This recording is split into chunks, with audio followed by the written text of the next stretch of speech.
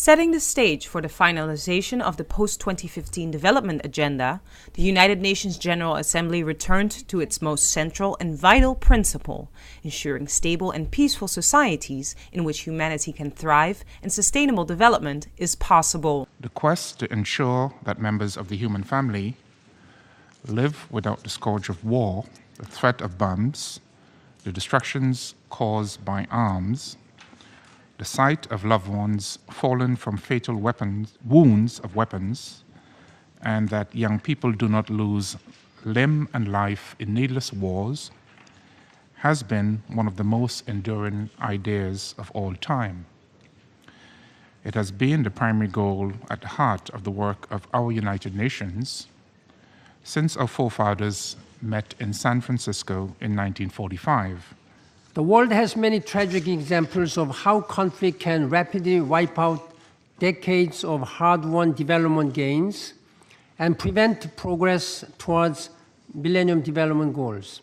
1/5 of humanity lives in countries where violence and conflict are a daily reality, although the panelists did point out that violence between neighbors, within the household, and against minorities, women, and children happen in every nation around the world.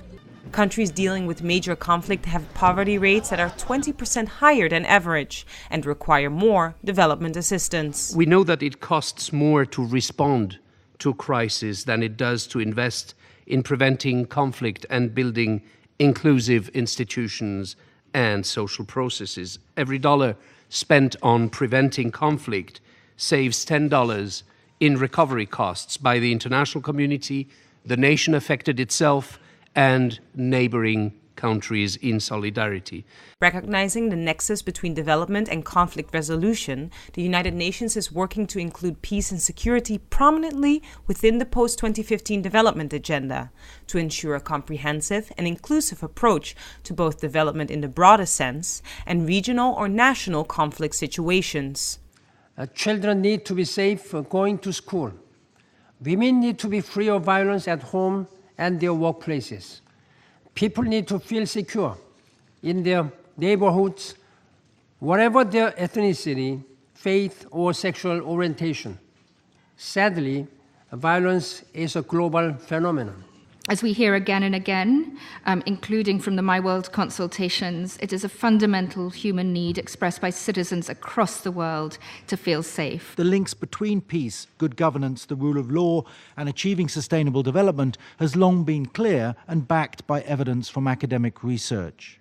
Better governance is correlated with improved completion rates for primary education, adult literacy, and reduced infant mortality. To fulfill the world's ambitious vision for the post-2015 development agenda, the United Nations will continue to promote these links between good governance and achieving sustainable development, because only by putting peace at the heart of the future development framework will the world be able to achieve its ambitious goals of a healthy, sustainable planet, free from human suffering.